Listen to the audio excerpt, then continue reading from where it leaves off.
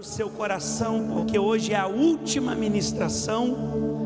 Vocês estão cientes que hoje é o último domingo aqui, irmãos? O último domingo aqui. Domingo que vem a gente vai estar na terra prometida. Olhe para cá, levante a sua cabeça.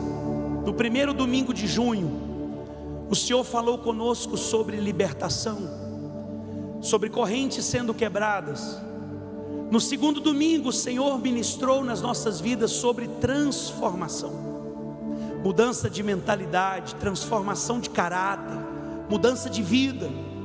Eu não posso mais viver a vida do Egito. No Egito eu era um escravo, no Egito eu era um prisioneiro, no mundo eu era um mentiroso, no mundo eu era um viciado, no mundo eu era isso, eu era aquilo. Agora que Jesus me libertou, eu preciso andar em novidade de vida. No terceiro domingo, domingo passado, o Senhor falou conosco sobre maturidade. Você está liberto, você foi transformado, agora é hora de amadurecer, agora é hora de se posicionar como um conquistador, agora é hora de você mudar a sua mente, seu palavreado, aprender a ouvir, falar menos, controlar as suas emoções. Domingo passado, Deus nos falou sobre crescimento, sobre maturidade. E hoje, o Senhor fala conosco sobre atravessar o rio e conquistar a terra. Fala comigo, a palavra hoje é sobre atravessar o rio e conquistar a terra. Mais uma vez, atravessar o rio e conquistar a terra. Josué capítulo 3, versículo de número 2, Josué 3, versículo 2, o texto sagrado diz assim, meus irmãos: 3 dias depois, os oficiais percorreram o acampamento e ordenaram ao povo, dizendo: quando vocês virem a arca da aliança do Senhor, o vosso Deus, e que os levitas sacerdotes a levam, partirei vós também do vosso lugar e a seguireis. Vamos lá, você vai entender. Contudo, haja distância de cerca de 2.000 côvados. Um côvado, irmãos, um côvado é mais ou menos 45 centímetros. Um côvado. Uma curiosidade, Jesus disse assim, por mais ansioso que você seja na vida, você não consegue aumentar no curso da sua vida um côvado. Imagine uma pessoa muito ansiosa, preocupada com o futuro. Jesus disse assim: por maior que seja a sua ansiedade, você não vai conseguir dar meio passo a mais na sua vida. Ou seja, ansiedade não serve para nada, a não ser para nos adoecer e nos atrapalhar. O que eu faço com a ansiedade? A Bíblia tem remédio. A Bíblia diz assim: lançando toda a vossa ansiedade no Senhor, porque Ele tem cuidado de vós. Fala assim: Jesus, eu estou lançando minha ansiedade. Vamos fazer, faz assim, eu estou lançando minha ansiedade. Amém? Só uma curiosidade sobre o côvado e a ansiedade. Haja distância de cerca de 2.000 côvados, calculando 900 metros, mais ou menos. Eles estão dando a seguinte orientação: fiquem atentos à arca da aliança. Fiquem atentos, presta atenção lá, na arca, e mantenham distância da arca de 900 metros entre vós e ela. Não vos chegueis a ela, para que conheçais o caminho pelo qual haveis de ir. Olha o porquê da distância. Para que conheçais o caminho pelo qual haveis de ir, visto que por tal caminho nunca passastes antes. Vamos lá. Disse Josué ao povo: santificai-vos, porque amanhã o Senhor fará maravilhas no meio de vós. Vamos ler esse versículo junto, 1, 2, 3 e santificai-vos.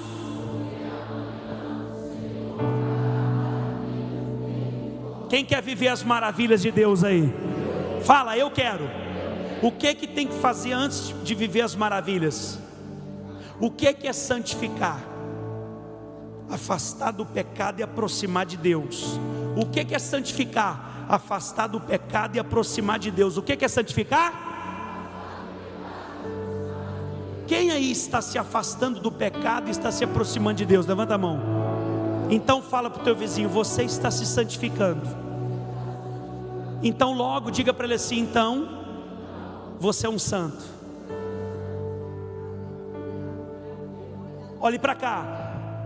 Nunca mais na sua vida diga: eu não sou santo não, viu? Eu não sou santa não. Você é. Você está no processo de santificação. Escute, só vai entrar no céu quem está no processo de santificação. Tem alguém aí que é santo? Deixa eu ver. Ah, pastor, mas eu cometo tantos erros. Você é um santo que está lutando contra o pecado. Você não é um pecador lutando para ser santo. Oh, aleluia. Você é um santo que está lutando contra o pecado. Você pode aplaudir o Senhor? Dá glória a Deus aí.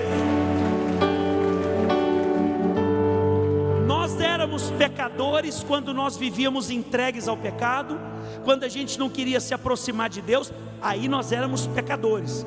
Agora nós somos santos que lutamos para deixar o pecado para trás e nos aproximar cada dia mais do Senhor. Então diga: eu sou santo, estou em santificação. E se eu não, olhe para cá, e se eu não tiver em santificação, pode esquecer que o céu não é o seu lugar. Vou sacudir você. John, dá uma pausa aqui, a gente vai voltar, tá? Vai lá em Hebreus, eu não tenho certeza, vê se é o 12, 14. Hebreus 12, 14. Eita. Seguir a paz com todos. E o quê? O que nós temos que seguir com todo mundo? Fala comigo: a paz. Dependeu de mim, vai ter paz. Dependeu de você, vai ter paz. Dependeu de você, a briga acaba. Dependeu de você, acabou a guerra. Dependeu de você, a família une. Dependeu de você, vai ficar tudo bem. Quem está entendendo isso? Fala comigo: a Bíblia está mandando eu seguir a paz.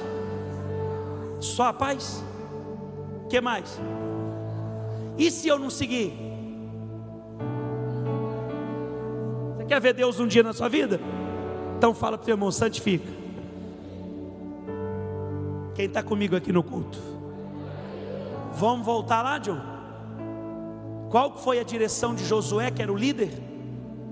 Santificai-vos, porque amanhã o Senhor fará maravilhas no meio de vós. Pastor, eu estou precisando tanto ver as maravilhas de Deus na minha vida. Então santifica, consagra a tua vida, afasta do pecado, consagra jejum, vai orar, vai ler a palavra, santifica que Deus opera maravilhas. Vamos lá, continue. E também falou aos sacerdotes, dizendo: levantai a arca da aliança. Fala comigo: levantai a arca da aliança. Como que tinha que carregar a arca da aliança? Ela tinha 2 varais que passavam do lado dela, gastava 4 pessoas para carregar. Você consegue visualizar a cena? 2 de cá e 2 de lá segurando, cada um em uma ponta. Ok? Olha o que Josué está dizendo para os sacerdotes: levantem a arca. E não era maneira não, viu? Ela era de madeira, toda coberta de ouro por dentro e por fora. Do lado de dentro tinha 2 grandes pedras, eram as pedras que Deus escreveu os 10 mandamentos. Tinha maná, tinha o cajado de Arão, lá dentro tinha diamantes. A arca era pesada. Aí Deus falou, Josué fala assim para os sacerdotes: levantem a arca, levantem a arca. Você vai entender por que eu estou enfatizando isso. Falou aos sacerdotes dizendo: levantai a arca da aliança e passai adiante do povo. Qual que era a distância que tinha que ficar da arca? 900 metros ou 2.000 côvados. Levantaram, pois, a arca da aliança e foram andando na frente do povo. Vamos lá. Então disse o Senhor a Josué: hoje começarei a engrandecer-te perante os olhos de todo Israel, para que saibam que como fui com Moisés, assim serei contigo. Vamos lá. Tu, pois, ordenarás aos sacerdotes que levem a arca da aliança, dizendo: ao chegardes à borda, ao chegardes na borda das águas do Jordão, manda eles parar, segurando a arca. Quando eles chegarem nas margens do Jordão, eles vão parar, segurando a arca. Pode passar. Então disse Josué aos filhos de Israel: chegai-vos para cá e ouvi as palavras do Senhor vosso Deus. Disse mais Josué: nisto conhecereis que o Deus vivo está no meio de vós, e que de todo lançará de diante de vós os moradores que estavam dentro da terra prometida, cananeus, heteus, heveus, ferezeus, amorreus, vamos lá. E que a arca do Senhor, da aliança do Senhor, de toda a terra, passa o Jordão diante de vós. Diga graças a Deus. Eu quero tentar aqui, de uma forma muito simples, te ensinar para você conseguir visualizar a cena. Depois de 40 anos rodando o deserto, 40 anos, finalmente o povo chega na beira, nas margens da terra prometida. Só que tem uma coisa que está separando eles do deserto para a terra prometida. Tem uma coisa no meio, tem uma coisa passando no meio, que eles precisam passar isso. O que? O Rio Jordão. O Rio Jordão está dividindo o deserto da terra prometida. Fala comigo, o Rio Jordão. E curiosamente eles chegaram para atravessar o Rio Jordão na época da colheita. E na época da colheita na terra prometida em Israel, o Jordão enche muito e transborda. O rio está muito cheio, não está no nível comum, as águas estão derramando para fora. Imagine a cena, eles estão no deserto, tem um rio transbordando de água, muito cheio, e do outro lado está a promessa, a terra prometida, a terra que mana leite, mel e que tem uvas. Escute isso. Deus então vai dar uma direção para o povo. Qual que é a direção? Santifiquem, porque a partir de agora vocês vão viver as maravilhas. Quero viver as minhas maravilhas, santidade. Quero viver o extraordinário de Deus, santidade. Pastor, quero tomar posse do que Deus tem para a minha vida, santidade, santificação. Essa foi a palavra. Só que Josué vira para o povo e Josué diz assim: prestem atenção na arca, porque a arca vai guiar vocês. Fiquem atentos na arca. Por isso, mantenham distância de 900 metros. Por que a distância? Primeiro, escute. Primeiro, reverência. Distância, reverência. Segundo, por que a distância? O texto disse: vocês não conhecem o caminho, vocês nunca passaram por aqui, mas o Deus que está dentro da arca conhece o caminho. Por que, pastor, que Deus tem que estar na frente e eu tenho que vir atrás? Porque Deus vai te guiar pelo caminho que você nunca passou, vai te levar por um caminho que você nunca entrou. Por que Deus tem que estar na nossa frente o tempo todo? Para Ele ir nos guiando por caminhos que nós nunca passamos. Olhe para cá. Por que manter a distância de 900 metros? para que todo mundo conseguisse olhar e ver a arca de longe. Irmãos, se o povo amontoa em volta da arca, quem está lá atrás não vê a arca, não sabe a direção. Então eu preciso respeitar direções de Deus. Para quê? Para me manter na reverência, para eu entender que Deus tem que estar na frente o tempo todo me guiando, e para eu não atrapalhar a visão dos meus irmãos de ver o Senhor. Olha que estratégia. Aí Josué vira e fala para os sacerdotes: levantem a arca e passem adiante do povo. Chega na beira do rio, quando vocês pisarem na borda do rio, quando o pé molhar, para com a arca, porque aí é com Deus. Agora escute, preste bastante atenção. Por que que o povo tem que atravessar o Jordão? Escuta isso e guarda no teu coração. Pastor Paulo, todas as vezes na Bíblia que Deus foi mudar o seu povo de nível, todas as vezes na Bíblia que Deus foi começar um novo ciclo com alguém, todas as vezes na Bíblia que alguém vai viver o novo, o extraordinário, o maravilhoso, Deus faz a pessoa passar pelas águas. Vou te fazer lembrar. Lembra quando Deus queria resetar a humanidade, começar de novo? Está todo mundo perdido, vamos começar de novo. O que Deus fez? Dilúvio. Desceram águas dos céus, e a Bíblia diz também que a água brotava da terra, e a terra se inundou. E o dilúvio representava o fim de um ciclo e o início de um novo ciclo. Quer ver uma coisa? Olhe para cá. Quando o povo sai do Egito, está liberto, o que acontece logo após a saída do Egito?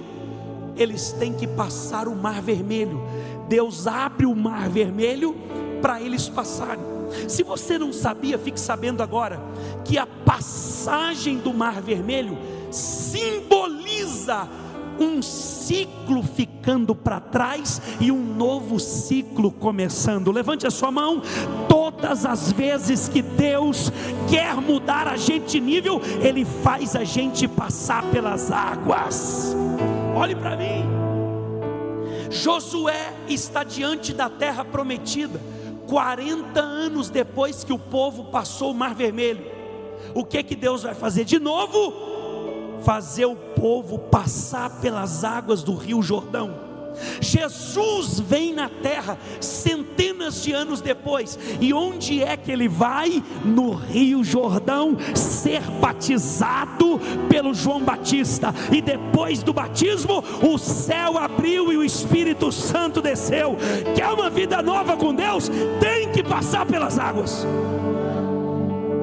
Jesus passa pelas águas, e depois que ele passa pelas águas, ele deixa escrito assim: quem crer e passar pelas águas será salvo. O batismo é o início de uma nova vida. Pergunta para o teu vizinho se ele já é batizado nas águas. Fala para ele: as águas marcam um novo início, um novo ciclo, um novo começo. Tem alguém comigo aqui? Dá um glória a Deus. Pastor, por que a arca tinha que estar na frente? Reverência. Por que a arca tinha que estar na frente? Para eu saber a direção que eu tenho que andar. Por que a arca tem que estar na minha frente? Para eu dar para os meus irmãos a opção de também enxergar a arca. O meu posicionamento não pode atrapalhar ninguém de ver a glória de Deus. Os sacerdotes, então, agora escuta, que o negócio vai ficar lindo demais agora. Quando os sacerdotes levantam a arca nos ombros e pisa na beira do Jordão, a Bíblia fala que 30 quilômetros acima, aleluia, 30 quilômetros acima, na cidade de Adã, Deus vai 30 quilômetros acima e Deus faz uma barragem. Não me pergunta como, porque isso é coisa do maravilhoso, isso é coisa do sublime, isso é coisa do grande eu sou. 30 quilômetros acima, presta atenção, porque tem mistério de Deus para a tua vida aqui. 30 quilômetros acima, lá na cidade de Adã. Imagina que aqui é Adã, lá onde está ali o púlpito, é onde a arca está. Deus sobe o rio ao contrário da correnteza e faz uma barragem. A Bíblia diz que as águas se amontoam aqui, ó, porque a água está descendo de lá. Só que quando a água chega aqui, ela para. Deixa eu te contar uma coisa, levanta a mão para receber. Quando Deus vai te mudar de nível, Ele para rio, Ele para mar, Ele para terra, Ele para céu, Ele para homem, Ele para demônio, Ele para a natureza, para você passar para o seu próximo nível. As águas estão se amontoando. Quando Deus faz a barragem aqui, escuta, as águas começam a amontoar aqui, ó. Só que aqui, ó, tem água, está na correnteza, e a água continua descendo. São 30 quilômetros. Aí eu fui pesquisar. Olha que curioso, um detalhe que muitas vezes passa despercebido, mas quando você examina, não apenas lê, mas examina a palavra, você começa a descobrir coisas. Aí eu pensei assim, pera lá, 30 quilômetros acima, Deus faz uma barragem, os sacerdotes estão com o pé na água, a arca da aliança nos ombros, a água foi paralisada lá em cima, só que essa água da barragem para baixo continuou descendo. E aí eu fui pesquisar, olha que conta boba que eu fiz. Já que o rio estava cheio, a correnteza estava mais forte. Eu fui pesquisar quantos metros por segundo a água se move quando o rio está cheio. Sabe o que eu descobri? De 2 a 4 metros por segundo. A água percorre de 2 a 4 metros por segundo, numa correnteza rápida. Então, se Deus fez a barragem aqui, a água que estava para baixo continuou correndo, só que para ela percorrer 30 quilômetros, demorou de 2 a 4 horas. De 2 a 4 horas, os sacerdotes ficaram com a arca no ombro. O pé estava sendo molhado pelo resto da aguinha que estava derramando. O povo estava a 900 metros olhando. Pastor, e o que isso tem a ver comigo? O que isso me ensina? Presta atenção que o Espírito Santo vai falar no teu coração agora. Quando você coloca Deus na frente, quando você fica bem posicionado, quando você santifica a tua vida, Deus começa a operar milagres e maravilhas. Só que escuta, demorou de 2 a 4 horas para o Rio Jordão secar, de 2 a 4 horas para as águas passarem e o rio secar. Não entendi ainda, vai entender agora. Levanta a sua mão para receber.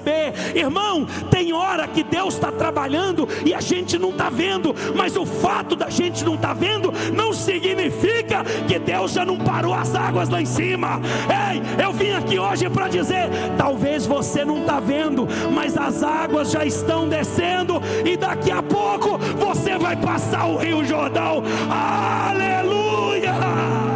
Bata palmas e dê glória. Bata palmas. Cutuca quem está do lado e fala, fica tranquilo, você não está vendo, mas Deus já parou a água lá em cima. Oh meu Deus do céu, eu estou sentindo a presença de Deus aqui, eu estou sentindo a presença de Deus. É por isso que a Bíblia fala, nós não andamos pelo que vemos, mas pelo que cremos. Não há nada mais frustrante do que você querer andar com Deus e querer viver só do que você vê. A gente tem que viver do que crê. Pastor, eu não estou vendo, mas eu sei que Deus já parou as águas. Eu não estou vendo, mas eu sei que Deus está trabalhando. Eu não estou vendo, mas eu sei que a provisão está chegando. Eu não sei você, mas eu estou sentindo a presença de Deus aqui. Fala comigo de 2 a 4 horas. E o milagre apareceu. Quando de repente os sacerdotes começam a perceber, o povo que está a 900 metros começa a perceber que as águas passaram. E o rio ficou seco. Lá em cima, Deus está segurando as águas. Não vai descer enquanto o meu povo não passar. Olhe para cá, Deus está segurando muita coisa até você passar. Deus está segurando demônios. Deus está segurando doenças. Deus está segurando tragédias. Deus está segurando muita coisa até a gente passar. A água passou, fala, passou. O rio secou. Aí Josué diz assim para os sacerdotes: escuta, agora vai lá para o meio do rio. Natanael, eu vou descer. Os sacerdotes estão com a arca nos ombros. E eles então entram no rio. Só que agora está seco. E Josué, que é o líder, diz assim: sacerdotes, parem no meio do rio. Parem no meio do rio, com a arca nas costas. Pesada, irmãos, pesada, viu? Parem no meio do rio. Quando os sacerdotes entram e param no meio do rio, Josué dá um comando para o povo que está a 900 metros esperando: vem e vamos entrar na terra prometida. Vem! Aí o povo começa a marchar.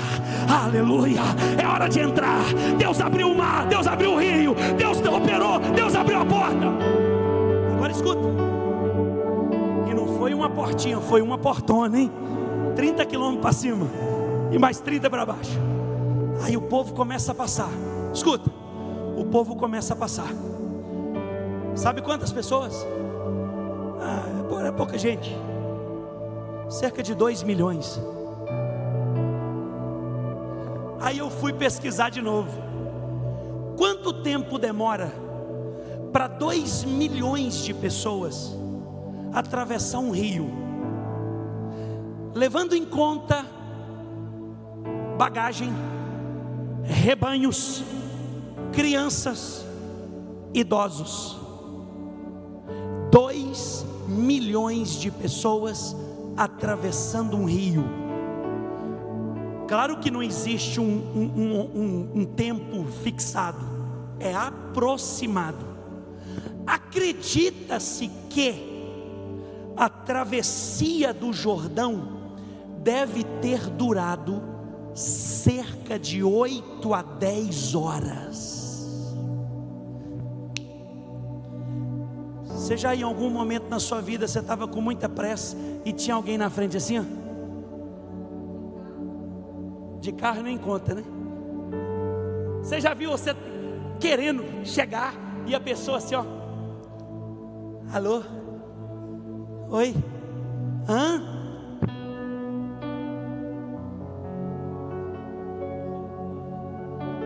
Todo mundo está se identificando? Está entendendo o que eu estou falando? Sim ou não? 10 horas. 10 horas. Aí você está perguntando assim: mas o que isso tem a ver com a minha vida? Você tem que entender que os sacerdotes estão segurando a arca tem 4 horas. E agora eles estão dentro do rio mais 10 horas, segurando a arca para a gente passar. Pastor, o que isso me ensina? Que para eu passar para o outro nível, tem gente pagando um preço pela minha vida.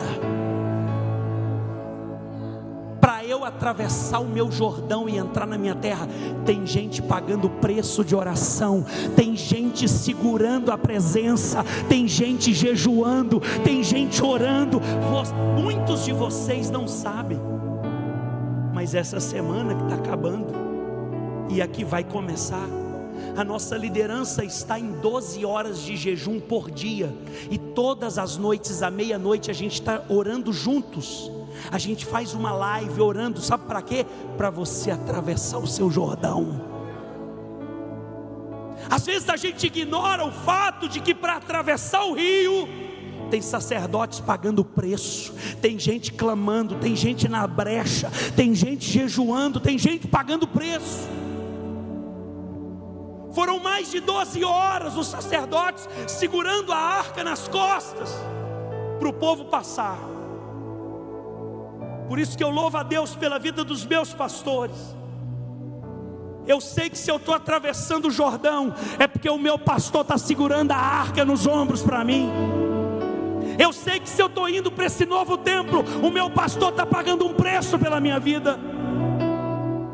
Eu sei que para Josué vencer tem Moisés com a mão levantada. Você pode dar um glória a Deus por isso? Fala para o teu vizinho, tem sacerdote segurando a arca nas costas. Fala para ele. Fala para ele.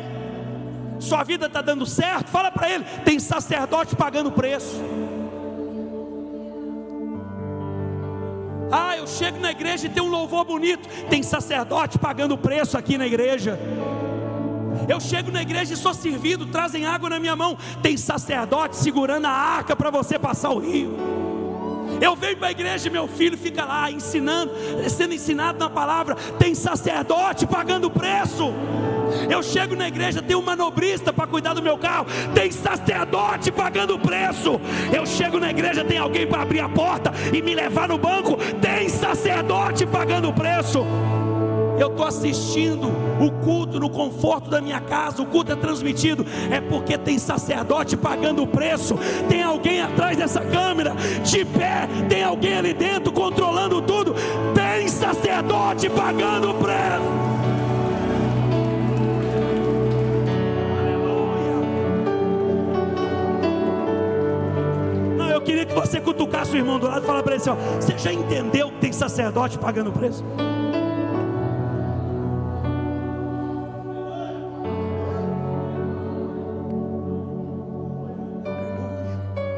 Todo mundo passou. Pastora Jordana, todo mundo passou. Os sacerdotes pensaram assim, agora vamos passar também. Aí Josué vira para eles e fala, não, segura. Vamos levantar um altar no meio do rio, porque nós vamos adorar o nome daquele que nos fez passar o rio. Você está vencendo, irmão? Levanta o altar e adora. Você está vencendo, tem que ter altar na tua vida. Venceu, conseguiu, deu a volta por cima, vem para o altar adorar o Senhor. Levantaram um altar, adorar a Deus no meio do rio. Quando terminaram de adorar o Senhor no altar no meio do rio, os sacerdotes atravessaram o rio. E o Deus que estava segurando as águas fez assim, ó. Deus fechou o rio, porque a porta que Ele preparou é só você que vai passar. As águas voltam ao normal, mas está todo mundo dentro da terra agora. Passaram a terra para lá. Deus falou assim: peguem pedras. Fala comigo, pedras. Peguem pedras que está aqui no rio, na beirada do rio, dentro do rio. Pega pedra. Pega pedra. 12. Eu preciso de 12 pedras. Cada príncipe das tribos pegaram uma pedra. 12 pedras. Aí Josué disse assim: faz um monte de pedra aqui. Isso aqui vai ser um memorial, porque todo mundo que chegar aqui tem que saber o que Deus fez nesse lugar. Todo mundo que vê essas pedras vai perguntar assim: o que são essas pedras? E aí todo mundo vai dizer: foi o Deus que abriu o rio Jordão para o povo dele passar. Sabe o que significa esse memorial? Tudo que Deus tem feito na tua vida tem que ficar contado, tem que ficar registrado. É por isso que a gente tem que dar testemunho de cura, de provisão, de porta aberta, de conquista. Comprei a casa, testemunha. Comprei o carro, testemunha. Foi curado, testemunha. O filho foi liberto, testemunha. Ei, a gente tem que aprender a levantar memorial. Por que aquelas pedras foram amontoadas? Para todo mundo saber o que Deus tinha feito ali. Deus faz coisa na nossa vida e ninguém fica sabendo. A gente não conta no trabalho, a gente não conta na igreja, a gente não conta para a família o que Deus tem feito. A gente precisa aprender a levantar memorial. Eles levantam um memorial. Alguém pergunta: por que essas pedras? Para todo mundo saber o que Deus fez nesse lugar. Depois do memorial, pergunta para mim: o que aconteceu? Sabe o que foi a ordem de Deus? Josué, eu quero que todos os homens sejam circuncidados. Sabe o que era a circuncisão? Cortava-se a pele do prepúcio do homem. Cortava a pele do prepúcio. A circuncisão é uma aliança entre o homem e Deus. O povo que entrou na terra não tinha aliança. E Deus estava dizendo: quer desfrutar do que eu tenho na terra? Então tem que ter aliança. Irmão, você quer desfrutar das promessas de Deus? Diga: eu quero. Tem que ter aliança. E aliança é compromisso, aliança é responsabilidade, aliança fala de onde eu tenho raízes. Pergunta para o vizinho: você quer desfrutar? Tem que ter aliança, compromisso, raízes, responsabilidades. Irmãos, enquanto a gente não fizer aliança, a gente não vai conseguir desfrutar da terra. Você pode até ter passado o Jordão, mas você não vai conseguir desfrutar enquanto você não tiver aliança com Deus de verdade. Agora, olha que interessante. A circuncisão era para os homens. As mulheres não fazem isso. Por que Deus mandou só os homens circuncidar? Só os homens fazer aliança? Deixa eu te contar um dado de uma pesquisa que fizeram. Quando uma mulher se converte a Jesus e vem para a igreja sozinha, a mulher se converteu, conheceu a palavra e veio para a igreja. Ela é casada, ela tem filhos. A mulher vem sozinha para a igreja. Descobriram nessa pesquisa que a chance, isso aqui é mais ou menos, a chance dessa mulher trazer o marido, os filhos e a família para a igreja é de 17%. Quando uma mulher se converte a Jesus e vem para a igreja e entrega a vida para Jesus, ela tem 17% de chance de trazer o marido, os filhos e os familiares.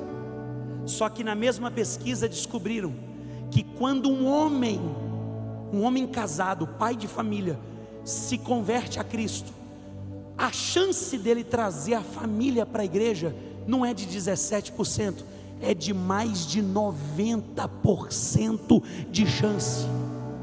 Você sabe por que isso? Você sabe por quê? Porque o homem é o sacerdote da casa. O homem é o cabeça da família. Ei, e se não está sendo, tem que ser. Aqui vai uma palavra para os homens: é você que tem que dar o grito na tua casa: eu e a minha casa serviremos ao Senhor. É você que tem que colocar a mão na cabeça da tua esposa e orar por ela. É você que tem que trazer seus filhos para o altar. É você, homem, que tem que mostrar o caminho para a tua família do altar e da presença de Deus. Tem muita mulher assumindo o papel de homem dentro de casa. Por quê? Porque o homem é frouxo, o homem é omisso, o homem não assume o papel de liderança da casa. E as mulheres estão adoecendo por causa disso. Vai para a internet, escuta o que os terapeutas estão falando. Pergunta para os pastores de igreja. A omissão dos homens dentro de casa está matando as mulheres. A mulher não tem estrutura emocional nem física para aguentar esse baque dessa liderança que o homem que tem que ter.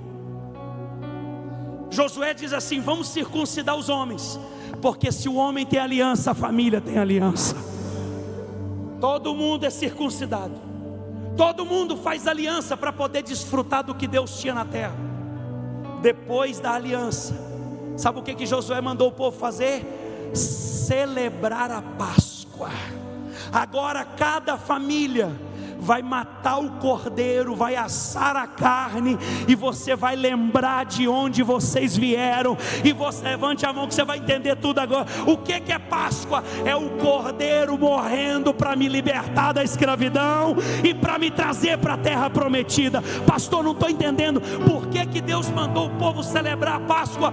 Porque você precisa saber que você só entrou na terra porque o cordeiro de Deus morreu na cruz por nós. Bate palma e dê glória. Abra a boca e glorifica.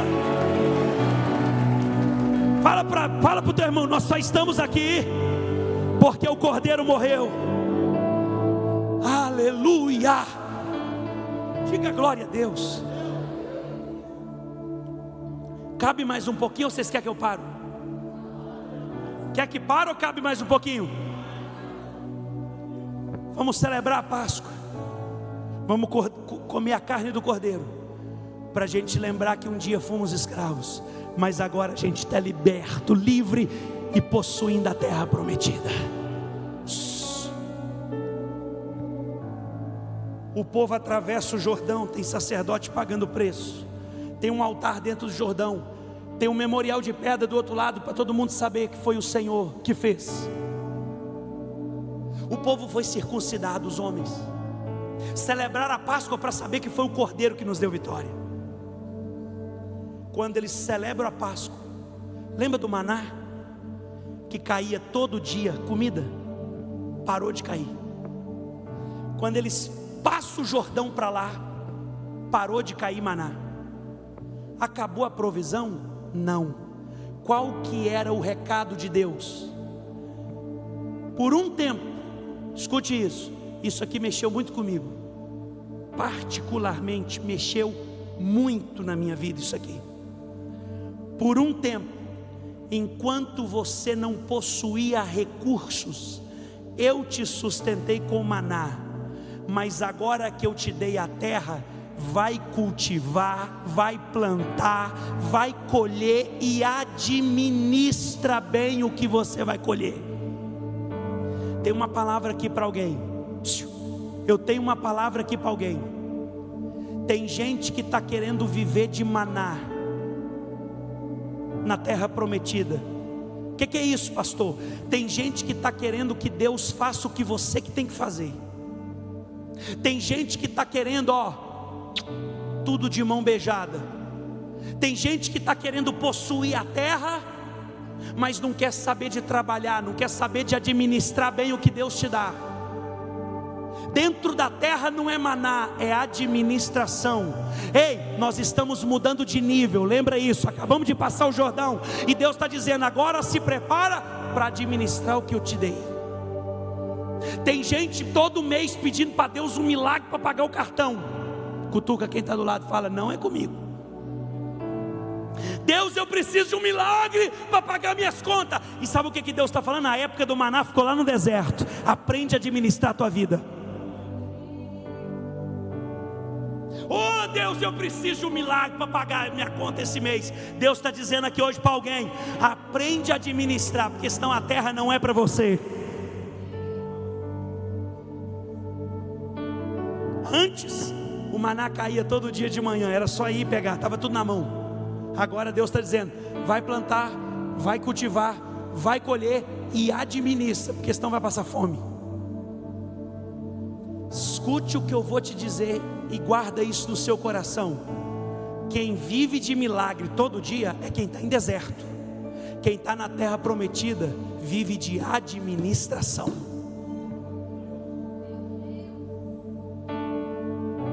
Tu está querendo terra nessa bagunça que você está vivendo?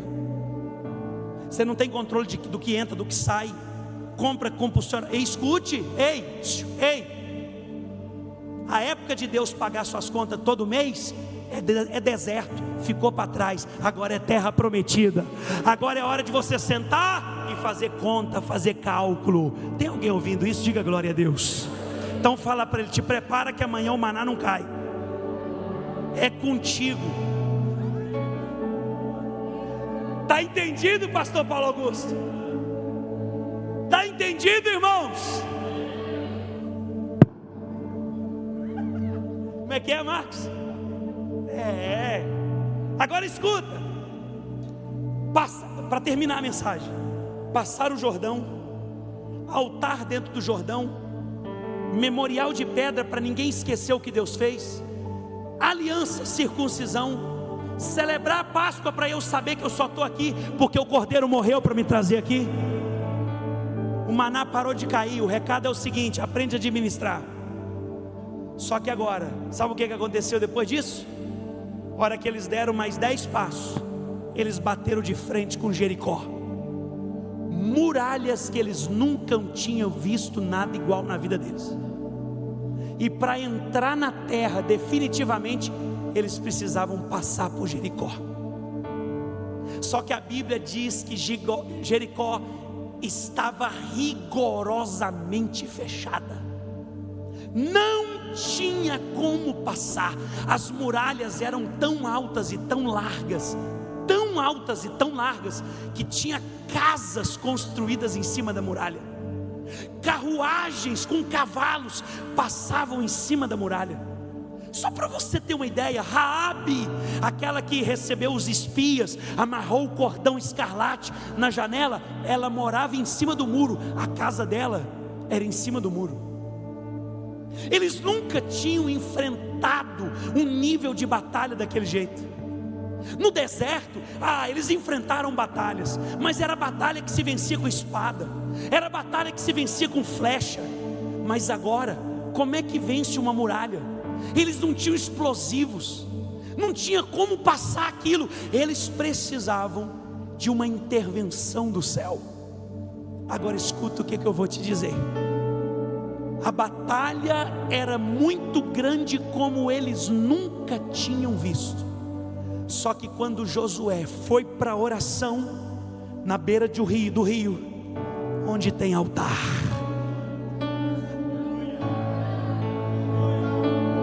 Josué foi para a beira do rio dizer: Deus, eu nunca enfrentei uma batalha como essa. Tem um homem segurando uma espada na mão, na beirada do rio. Josué é um guerreiro. Ele está preocupado. Quem é esse homem? Ele chega perto do homem. O homem está segurando uma espada. Ele chega perto do homem e diz: ei, você é dos nossos ou você é contra nós?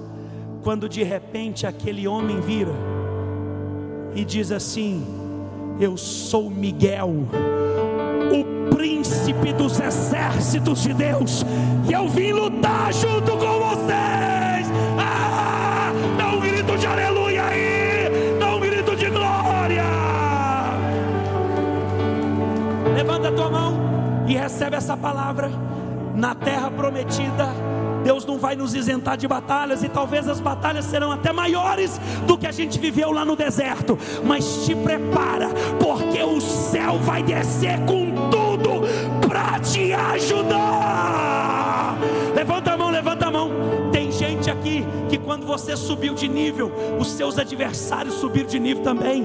As lutas parecem que cresceram. É lógico, é porque você mudou de nível. Mas te prepara, o reforço do céu também vai mudar de nível. Bate palma aí, dá um grito de aleluia, dá um grito de glória, dá um grito de glória aí. Sacode quem está do lado, sacode quem está do lado e fala assim: tua batalha pode até ter aumentado, mas o céu vai mandar reforço. Oh meu Deus, fala para 4, o céu vai mandar reforço. Fala para 4 aí, o céu vai mandar reforço.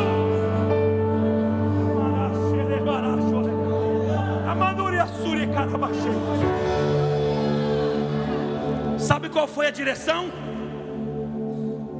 Por 6 dias, vocês vão dar uma volta em torno de Jericó. Vem comigo, Jeremias. 6 dias, uma volta por dia.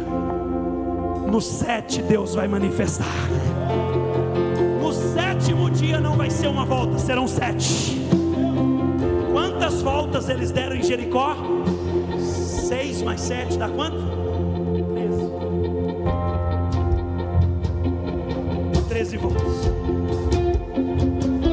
E Deus mandou um terremoto, as muralhas caíram e o povo atravessou para viver a promessa de Deus por completo. Fica de pé, que é hora de atravessar.